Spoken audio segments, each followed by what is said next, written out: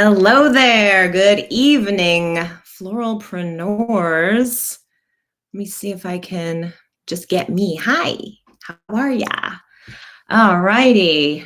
I see some questions coming in. Sorry, I'm a couple minutes late. I actually had scheduled a consultation with a client for next year, and we were a little bit chatty. So I'm not gonna lie, I'm late because I was trying to book a gig, guys. You can't hate on that, right? Again, I can't see who you are. I just see Facebook users. So I love you guys for being here. Maybe I should open up Facebook and I can actually see who your comments coming through, perhaps. So let's see. I see a couple of questions coming in there. Well, if this is your first time tuning in, hi, I'm Alison Ellis of realflowerbusiness.com. Welcome to my evening, my Fat Tuesday. Happy Mardi Gras to people out there. My Fat Tuesday evening live stream. I'm going to be live in the evenings for the next few weeks for a couple of reasons. One, because my days are kind of busy in March as I'm getting prepared for a speaking engagement that I'll be doing in Minneapolis. So I want to keep my days open so that I can do that work. Get super duper prepared for that. And also because I've gotten a couple of comments like, hey, could you do some evening live streams because we're over here in Australia and we don't get to see you live. So this is why I'm doing this. A couple of reasons. And I hope that this works out to be a good time for some of you. All right, so I'm going to just rattle off a couple of questions I see coming in here. But first I'm going to tell you the questions that I came here to answer today specifically. I get so many questions that I can't answer them all today, but I've got a couple that are really, I thought, important to touch on for a lot of different reasons. So the first one we're going to talk about today is how do you teach collaboration and leadership in your shop, especially when you hate conflict? That's how the question came through. Well, I hate conflict.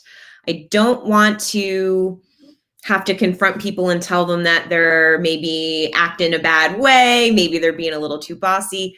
I don't like conflict, but how do I lead well? Okay, so we're going to talk about that. Then a question came in that was like, hey, has anybody built a detached studio, which I'll have, or workshop on your property, and how did you fund it? So there were a bunch of great answers given there. I just want to address that one out loud because I think it's super duper important. There was another question that came through. Again, seems minor, but do you have a disclaimer about candle wax damage on linens? So that's a really, it's kind of a big question, even though it's little. And then what's the deal with styled shoots? Are they worth it? And a few people chimed in to say, yes, I want you to answer that question. So I'll address that. And let me see what is coming through here for comments today. How do you handle expiration dates on a contract? Some people are obvious. How is this part of not my client? Or do we cut them a break because they are busy? Okay, so that's like, what do we do if the contract has expired? Like we gave them an expiration date and they didn't get back to us.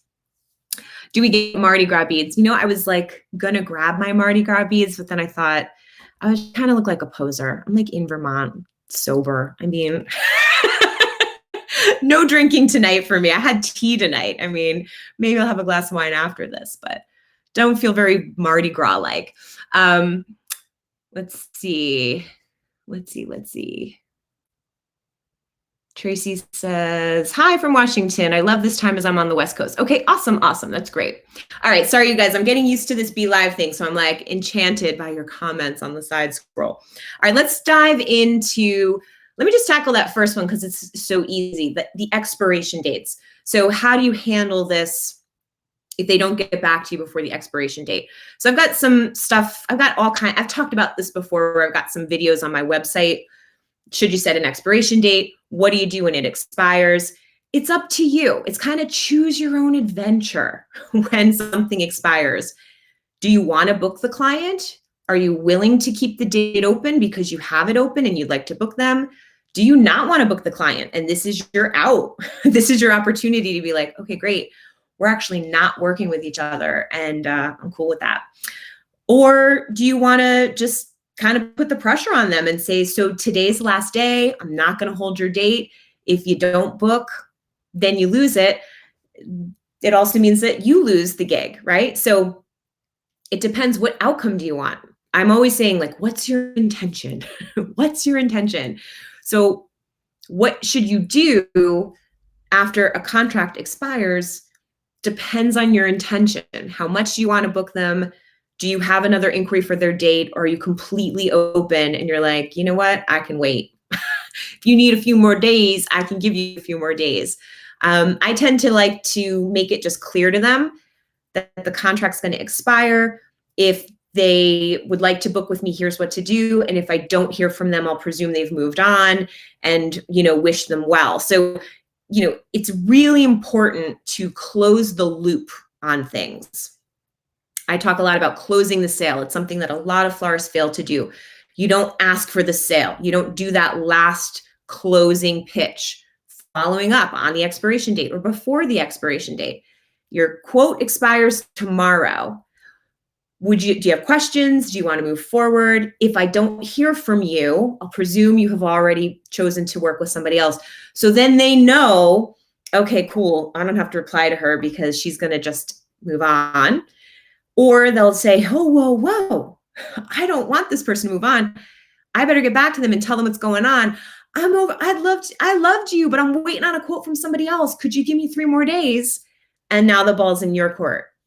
But you got to close the loop.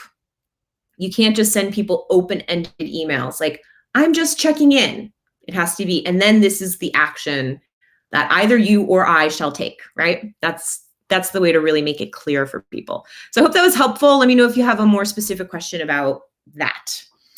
Let me dive into that first question that I think is kind of the juiciest.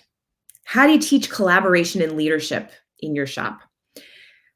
When I saw this question come through, if you saw it in the group, it's a long kind of juicy question. It's got some details in it about different personalities in the shop and people sort of letting some power get to their head and maybe not treating each other with respect. The thing about leadership in your shop is that it comes from you, right? So if you allow, what you allow, you encourage. So if you allow people to treat each other badly or to talk down to each other or to take control of something or to talk badly to you, if you allow that, each time you allow it, you're saying it's okay to do this. And so people are getting that message. The hardest thing, okay, people will often say like, I can't believe you go live and you do stuff. You're so brave to do that kind of thing. And I'm like, oh yeah, well, thanks. It's the one thing I do to step out of my comfort zone, right? I think it's really brave to have employees. So let me just say that, okay? I think it's really brave to be the leader of a team and to have a shop that you have to maintain and that you're responsible for paying people's salaries. That's really brave. That's a lot more brave than sitting in front of a camera and talking to people, right? So it takes guts to do that. It takes guts to open your shop, to run your shop, to be the boss. And sometimes you can get complacent or you want to avoid conflict and you stop being the leader. And then other people you have too many chiefs, right? So the best thing to do if you're in a place where you're trying to turn something around is have a staff meeting, okay? Training is essential. And the way you do that best is when the whole staff gets together and talks together and has an understanding that from now on, these are the rules. From now on, this is who we are. This is what we stand for. This is how we talk to each other. This is how we deal with customers. This is how we answer the phone. This is how we wrap a mixed bouquet to go out the door. This is where we place the card when we put it in a vase to go out the door. This is how we talk to the delivery driver and tell him his delivery is ready. This is how we communicate everything. That's the way that you make it really clear that everybody can be on the same page, because there are clear rules. And then people can say, well, wait, that's not how we do that. Remember, the card goes in the vase like this from now on. No, remember, we don't wrap like that anymore. Now what we're doing is we're all tying just one bow, not 3 bows, because that's costing too much money, right? So, or you know what? Everybody has to take a turn sweeping the floor. Sweeping the floor. I know. I think some people kind of like it. It's like it's like this therapeutic thing. I like sweeping, but there were times where I was in a position where my boss would say, you don't sweep the floor. I pay you to design. These people will sweep the floor, right? So how does your shop work, right? Is there a time where when you're on the design clock, you don't sweep, this person sweeps? There are a lot of dynamics, right, of the day-to-day of that shop and what needs to happen. But none of it happens well if the leader isn't clear about it. So I don't want to sound like I'm coming down like, it's all your fault.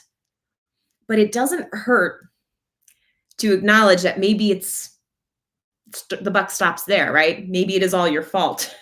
And the most important thing is to know that the fact that you want to change it, that you're like, how do I get the reins on this, is huge, because a lot of people would just keep their head down. I don't like conflict. I don't want to lose these girls. I'm just going to keep plugging along, even though you're actually unhappy in your own shop, in your own business, because of the way that people are interacting with each other. So when I was at the Rise Business Conference in November, this guy, Chris Hogan, did a great presentation. He was like one of the last speakers, and it was really, really powerful. And it was very much about leadership, which very easily I could like ignore because I don't have a team, right? I don't have to lead people. He told this really great story though about working at a company, and he's certainly someone who works in the office. He's certainly someone who wears a suit and tie to work, okay? So he's at work, and they were told, there's this announcement that comes on when a shipment comes in to the loading dock, all men to the loading dock. And when he heard that call for the first time, he stopped, he gets out of his office, he goes to the loading dock, and everybody is there unloading a truck. And he looks over to one of his coworkers and he says, why is the boss here? Like, why is the owner of the company down here? And the coworker looks at him and says, didn't you hear the announcement? He said, all men to the loading dock. So it was this nice little illustration, right, about how it doesn't matter where you are clout-wise in your company. If it's all hands on deck, that means everybody, right?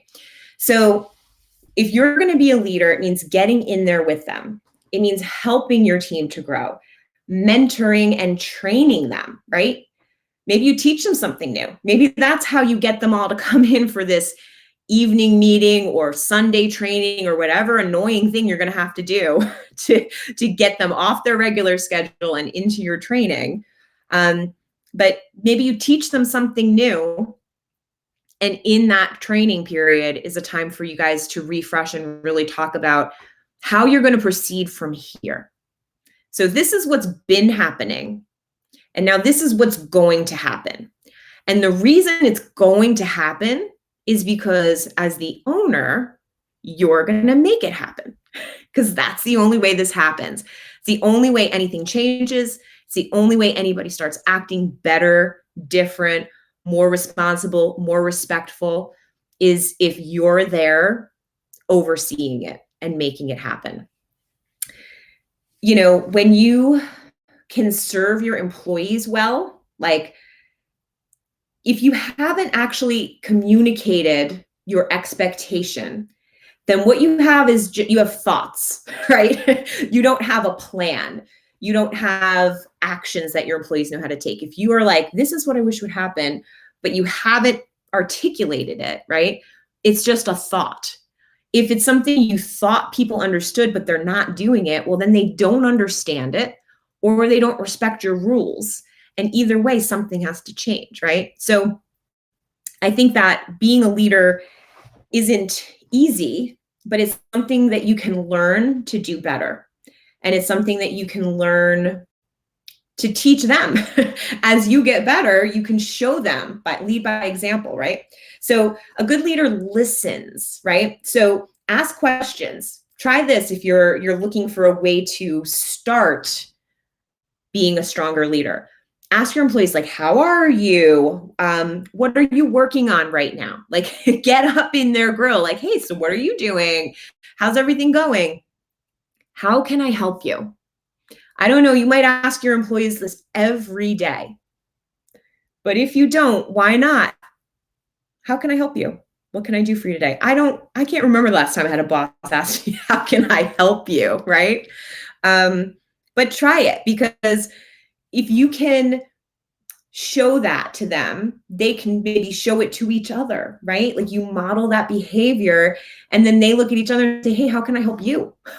Somebody asked me if I needed help. I'm going to ask you if you need help.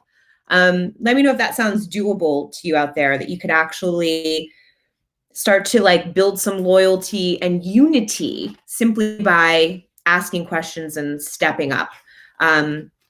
Just stepping up to the plate and saying, hey guys, you know what? I've not been doing a good job of letting you guys know what has to happen. And I have a new plan of what has to happen. And here it is. And you have things in writing, right? Maybe you do. Maybe you have all your systems in writing. But unless you do, right? Unless you have communicated it, it's just a thought. Your expectation is just a thought. All right, let's see. Any more comments coming in here? All right, I don't see more comments coming in here. I'm going to hop over to the Facebook side of the world and see if I can see any comments coming in over there. Am I too late to join? No, you're not too late to join, Amy. I think you're in here. Hey, Darlene, thanks for finding my comments, funny. Down with OPP, other people's platforms. All right, but now we're in my platform. So let me get back to the next question here. I hope that was like a little bit helpful in your thinking around what it means to be a leader. There were a lot of great comments, by the way, on that thread too, about what they do, the importance of it, and the importance of owning that you need to be a better leader. But I just want to touch on like instead of getting into the minutia of all the things you need to do to be a leader, zoom out a little bit at the bigger picture of why it matters so much that you're a leader, because your people can't move forward without their marching orders, right? Let's see. All right, second question. This is the one on the Detached Studio Workshop. Also got some great replies to it. But what I mostly wanted to talk about was how did you fund it? Okay, so did you build a detached studio? A bunch of people have done that. I had a detached garage that I was able to modify half of the garage. So instead of going like normal, where I'd go through the two-door garage, like go down one side, I went across the garage because I wanted the side with the windows.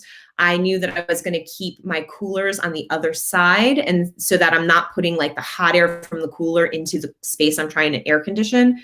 So I have actually like 3/4 of the garage, maybe more. That is my space, right? So it was maybe $10,000-ish to, take out walls. I had to reinforce the garage. We put in insulation and just put up plywood walls, nothing fancy, no drywall or anything. But I got some shelves put in there and an air conditioner put in, got the door hanging right, got a sliding glass door so I can go through the garage sides. So it's not fancy. It was $10,000 for not that fancy. It's expensive to invest in these sorts of like actual construction projects, right? So how did you fund it is the part of the question I really want to address, because in the comment thread, it was revealed like, well, I could do as much as $15,000 because that's the most that I can take out for a business loan. I want to always caution you before taking out the most, right, that the bank will allow you to take out. Sometimes the bank does actually give you more than they should, and you can get yourself in trouble that way. So it's just really important to keep in mind, do I really need all of this money? Can I really afford this? I have never taken out a loan for my business ever, not a penny of a loan. I haven't borrowed money from family. I have not taken out a loan from a bank because I don't need to take out a loan to run the kind of cash first business that we have, right? We get paid before we buy our flowers and before we deliver our product. So you should have your profit in your pocket before the wedding, right? 3 weeks before your event, you've already got your profit in your pocket. So you run a cash business, right? Like you should run a business that doesn't owe anybody. You should run a business that is always in the black. Even if your business doesn't make a ton of money, you shouldn't be in the red. You should not owe money for your business in this really simple world of event floral design. You're paid in advance. So there was a quote that I found also when I was looking through my Rise business notes about it's like a Jay-Z quote. It's something like, I never buy something that I couldn't afford to buy twice in cash, right? So while maybe he's talking about luxury things and not your essential items, the truth is, I think that's a really important thing to keep in mind, right? I won't buy anything that I can't afford to buy twice in cash, can't afford to pay for twice in cash.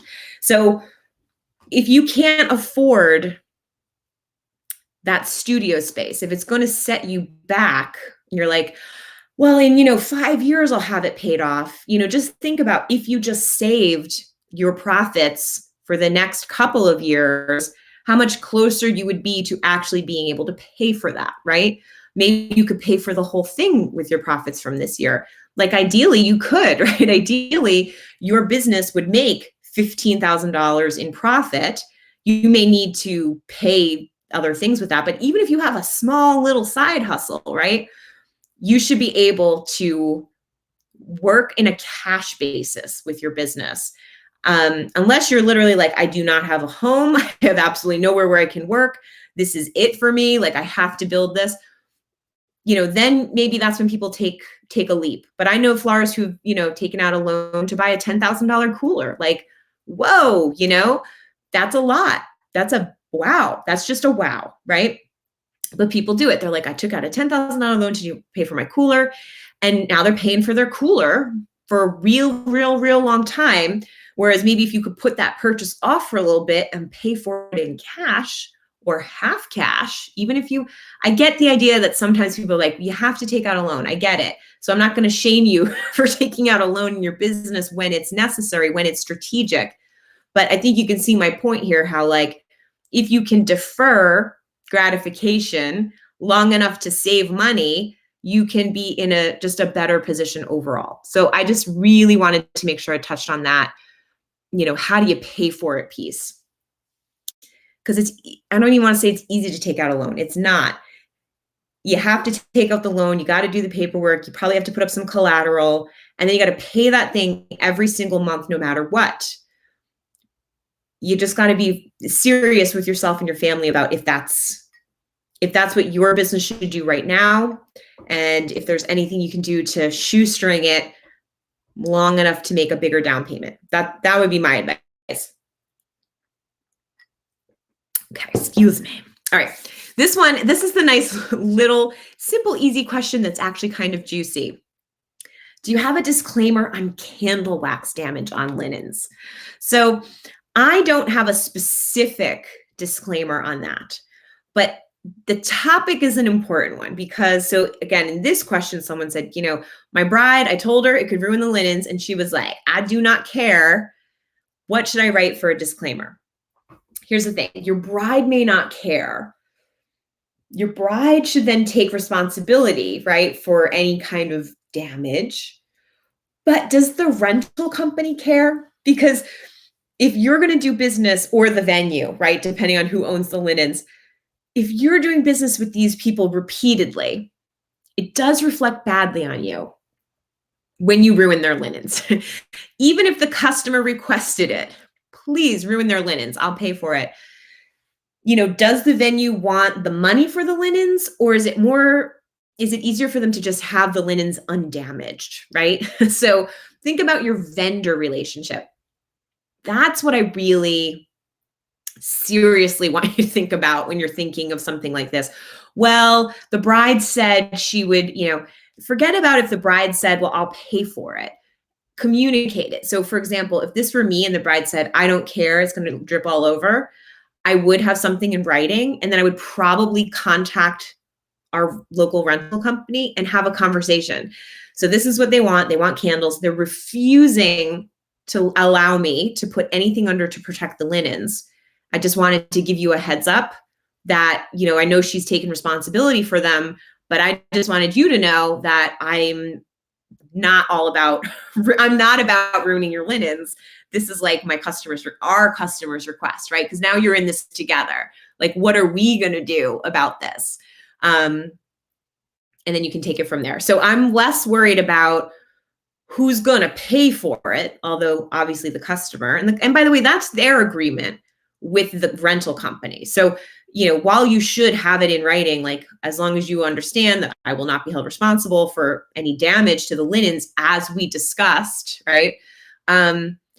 It's still the main thing is getting that clarity with the people who own the linens. Like, not my idea, didn't want to do this to you, because they might start to say, wow, how unprofessional of you to ruin our linens, because it's frustrating. All right, I see a question coming through here. Hi, Allison. My hubby and I are listening. He is working on plans and budget for our future home-based shop. Great sobering feedback and advice. Oh, I hope I didn't burst your bubble, but it is important to be sober when we're making these decisions, because it's really easy to. All right, here, let me give you an example. This isn't about a studio, but like my office that I'm in now, this is a space that we built about a year ago. And I dream of a fence. I have fence dreams. We're pretty exposed in our little plot. We're a corner lot. So like people will often be like, I'll say, oh, I live on Buxton Lane. They're like, oh, you're the people who just had the construction. Like, they know us, they see us, we're visible. And I would love a fence. Oh, so much. Okay. I can't afford a fence. I almost just got it last year when I was doing the addition, but I said, maybe I just need to think one more year about where it'll go. I need to give myself some grace. Well, yeah, then you may have heard, stop me if you heard this one before, but we came back from Christmas. Our hot water heater had exploded. Okay, so we needed a new hot water heater. Now I need a new septic system, which has got 5 figures behind that I'm going to be spending on it, multiple 5 figures. Thank God I'm not in the hole for that fence. Thank God I held my horses and didn't add that fence on to I've got the money, I've got the loan. I've got the money in the loan, right? I could totally pay for that fence, but I can't afford to pay for it in cash twice, right? And so that's why I didn't get the fence, and that's why I am not going to get my fence this year either, okay? So I want to empathize with you on we can't always get what we want piece of this. Most important to know that you can earn this money though, right? Like, that's the piece I want you to focus on, not I can't afford this now. Well, this is how I'll pay for it, and it's not going to hurt every month when I have to make these payments. Like, this is how I'm going to actually make this feasible. That's what I hope you get out of that. So turn that frown upside down, as they say, right? Turn lemons out of lemonade. All right, and this one's another one that's simple but juicy. And if you have other questions, feel free to shoot them my way now. But this is the last one I had in the lineup for today. What's the deal with styled shoots? Are they worth it? So the answer is yes and no, because it depends on so many things. So first of all, it depends on where you're at in your business. If you have a super established portfolio already, styled shoots, depends, right? Depends what you're trying to get out of it. If you're newer and you're trying to build a portfolio, or you're in a place in your business where things are going fine, you make good work, your customers are happy, but if only they could see that you could actually do this or that, or, some amazing staircase, or if only people saw this chandelier covered with greenery, I could sell this look. If there's something that's holding you back, right, because you don't have the opportunity to make it for a customer yet, and you're dying to make it, great opportunity to do a shoot and get photos of that work so you can then sell that work to your customers, right? So It depends on what you're trying to get out of it and depends on where you are in your business. Good styled shoot etiquette would mean that you're thinking ahead of time who is going to publish this, okay? Now, people are always giving you that advice. Before you do a shoot, think about who the audience is.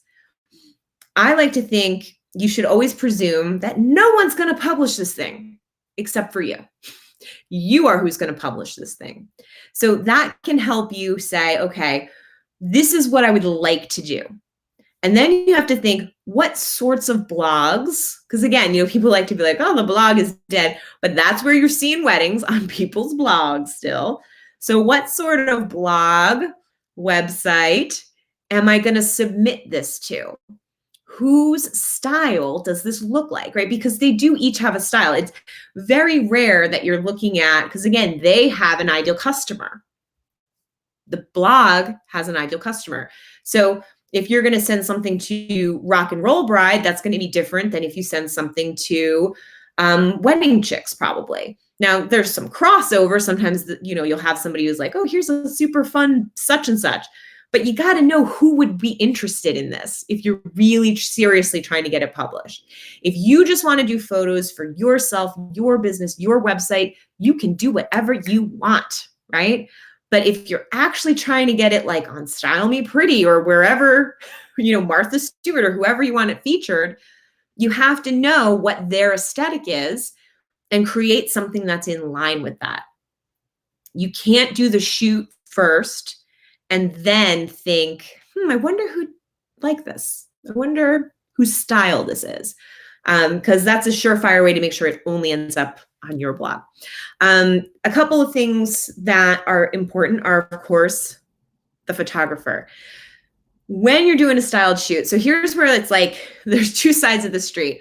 When we're approached by somebody to do a styled shoot, we are aware of how much money it's going to cost, how much time we're going to spend. But sometimes when we want to do a styled shoot, we kind of think like the photographer should just sort of do it. So it's really important to sort of check yourself before you approach somebody about being your photographer to know if you're willing to pay them, or are you asking them for a freebie? Like, what are you really asking for? And so that's where it's going to matter, like who you're asking, right? Again, the most established photographers in your area might not feel like they need to do a free day's work plus editing, plus sending you all these things, right? Just because you want to have some fun with a styled shoot, or just because you think maybe you can get published. On the other hand, if there's a photographer who's trying to grow their portfolio, maybe somebody you work with that you really like, you'd like to work more with, you can certainly approach them. But I just think we should, as florists, start being prepared that when you approach somebody, just like when they approach us, we're like, well, who's going to pay for that, right? Who's going to pay for it? I think it could be an equitable, because that's part of the question, right? Are they worth it? So it depends how much it costs you. I know some people spend thousands of dollars to put together a styled shoot. I've never spent that much. I've spent hundreds of dollars, but I've never spent thousands of dollars. So you got to know how much you're willing to invest. You got to know where this thing is going to be published. You want to know who you're looking to attract with this work and how it's going to best reflect you and what you do. And then you have to organize it. So especially if you're the lead on this thing, what's it going to look like? Do you have real people models? Where are you going to get them from? Do you have a dress that they're going to wear? Do you have a suit that he fits in? Is there a suit that isn't too big for your male model? Again, like the linens, like, do you have a rental company who will provide that for you for free? Or do you have to pay for those things? So it's something that you got to get a team together. Are you going to have cakes or some things to really make it look real? Are you going to have food? Are you going to have beverages? Are you going to, make a lemonade stand? I don't know. Like, what are you doing here? What shots are you trying to get? Because that's the other thing you want to know ahead of time. What are you making? A bouquet, a tablescape, a ceremony piece? Like, what are you going to make? Those are all the things you want to think about. So Should you do them and are they worth it? Yes and no. Yes and no. It really, really depends. But it's always good to be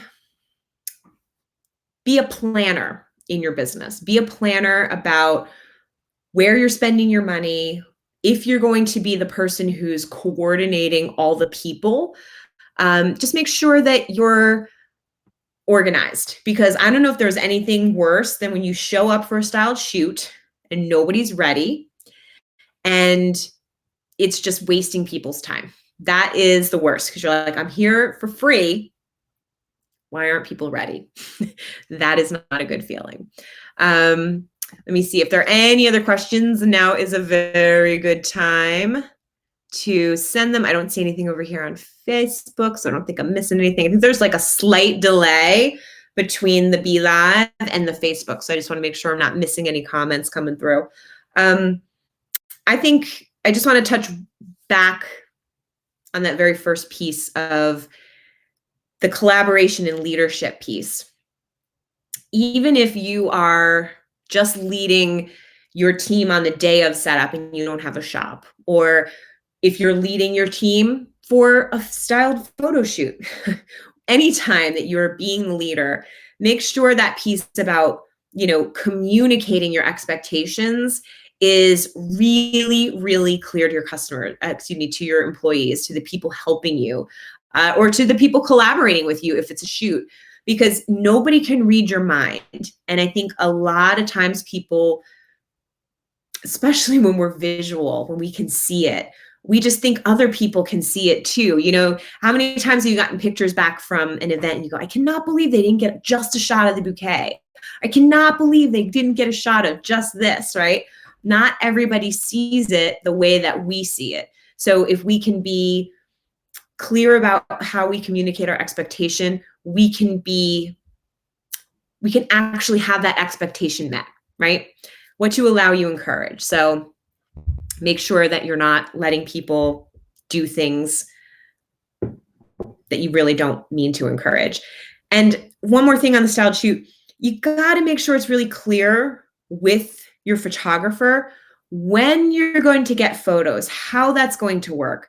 Because while this has never, ever happened to me, because I have never, ever worked with a photographer I don't fully trust on a shoot, there are people who have said, well, we did a shoot and then I never got the pictures. So again, closing the loop, make sure it's clear to them, we're going to do this shoot on this day. When can I expect the pictures by? When can we expect this? So that now you have an expiration date, right? Where you can go to the photographer and say, hey, you said you'd have these ready by the 10th. Today's the 10th. Should I expect something today, or will it be another couple of days? So you can just be direct and you're not bugging them. You're not wondering if you're checking in too soon, and you're making sure you get your pictures. Because what is more wasteful than your time, your energy, your money into flowers that then you never get pictures of? But you should also still take your own pictures on your phone, just in case. Just in case. All right, I see one more question came in. All right, I attended a styled shoot just as an observer this past Saturday, so I would understand the process. It was an awesome experience and an excellent networking opportunity. Yeah, they are, because you get to chit chat so much. I was asked to do a styled shoot in the spring, so I feel much better prepared now. That's awesome. That's awesome. It's always good to get to see how these things work. And when you see things behind the scenes, it demystifies the process. And if you haven't had a chance to see how it works, you can do it yourself. You can figure this out, right? You can set a table. You can find somebody who could fit into a wedding dress. Like you can pull this stuff together. You just have to know it's going to take time and effort, and it'll feel a little bit like planning a wedding, right? But I'm glad you had that experience, and I hope that you hope you'll share your shoot with us. Okay, another comment coming in here. When I first started out, I was approached by an up-and-coming photographer to do a styled shoot. It was an awesome way to connect with her. Still my favorite photographer around, and she's in high demand. She is so good to me to this day, gets really special shots of florals and always sends them to me. I no longer do them, but it was a great thing to do in the beginning. Perfect. Yeah. You guys made perfect points about like the networking. There are positive aspects to doing it. So I appreciate you pointing those things out, because it's true. Like, you get to see people in a non-wedding day environment where you can really just interact with each other as real people around, what's going on in your business, or what you like about this shot, or, whatever. That's when you find out, like, oh, there's a new venue opening, or, oh, there's a new photographer. I didn't know that. No, I hadn't heard them. No, I'm not working with them this year. So, yeah, it's great. It's great to get to know people and build relationships. So excellent points, ladies. At least I assume you're ladies. I can't see you unless I go over to Facebook. Tracy, yes, Tracy and Darlene. All right, you guys, thanks so much for tuning in tonight. I will be here again next Tuesday evening. So Tuesdays in March for a few weeks in a row. I'll be here the 4th. I'll be here. Wait, nope, sorry. That's the wrong month. Give me a second. That's February. I'll be here. I was going to say the 4th didn't sound right. I'll be here the 3rd, the 10th with Scott Shepard, by the way. He'll be back again on the 10th. We're going to do one more live stream to address more of your wholesale questions, because I think there are more of them out there. I loved his point of view in the group. So we're going to do that at 7 p.m. on the 10th. And then I will be in here on St. Patty's Day to do probably the last evening Q&A of the month. I'll then be in Minneapolis teaching at Kohler and Dram, which I'm super excited about. If anybody is in the area or wants to hop on a plane to come see me there, that is the 20th, 21st, and 22nd. And I'm teaching all 3 days. So all kinds of different things too. Design stuff, like, it'll be fun. It'll be really great. I can't wait to do it. So yeah, that'll be happening. So I'm not going to go live that Tuesday, because I'm going to be, after that, going to the Chapel Designer Conference in New York City. And then it'll be my son's birthday. I'm not going to do a live stream on the 31st on his birthday in the evening, but I'll probably try to do one during the day to tell you about my Chapel Designer Conference and my live stuff at Kohler and Dram and blah, blah, blah, blah. Also should mention, after coming back from Minneapolis and New York City, I will be in Portland, Maine, teaching on Saturday, April 4th, the Maine Growers Association. I have a link on my website so you can find details and join us for that. It's Saturday, Sunday. You can do both. You can do either. And I'll be teaching on Saturday there, hands-on and some pricing stuff. So anyway, that's my whole life in a nutshell, you guys. But yeah, that's what we're doing. So you'll see me here in evenings for a few weeks. Hopefully we'll have some more viewers next week too, knowing that I'm here in the evenings for a change. Thank you so much. You are wonderful. Thank you. Thank you. I think you're wonderful too. Thank you. Love the group. Oh, I love him. Yes. I thought Scott was great. I'm assuming that's who you mean when you say I love him. I thought his chat was great, really valuable. His tips about like sending a mood board to your wholesaler, I thought that was a really simple little genius tip. And frankly, like when you're doing your styled shoot, a mood board helps with that too, right? So the mood board thing transcends. I really want to come to Portland, but I have my own workshop on Sunday. We'll see. Well, I don't blame you. If you got your own workshop, you gotta prep for that on Saturday. But yeah, I'm really excited. I'm looking forward to being on some stages and getting to talk to people in real life, not just behind the computer screen with like a fake light blaring on me, which feels really hot for some reason at nighttime. It feels brighter at nighttime. All right, I don't think I missed any comments or questions. If I did, I will catch them next week in the Q&A. I do have a few questions lined up for that already. I don't remember what they are off the top of my head, but I've had some people submit some questions. So I will tackle them as I can in the upcoming Q&As. Thank you so much for being here. I will see you next week. Keep doing beautiful work. And yeah, thanks so much.